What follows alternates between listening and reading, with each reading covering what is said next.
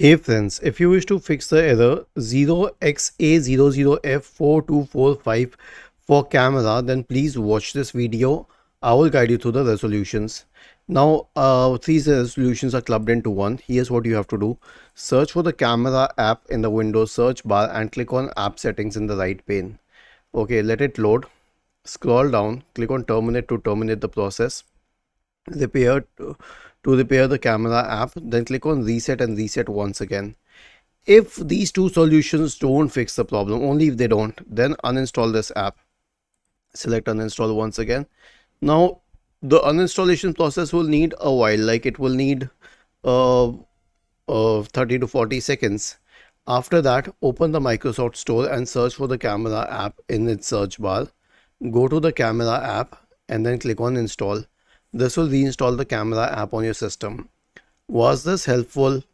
If yes, then please subscribe to the channel.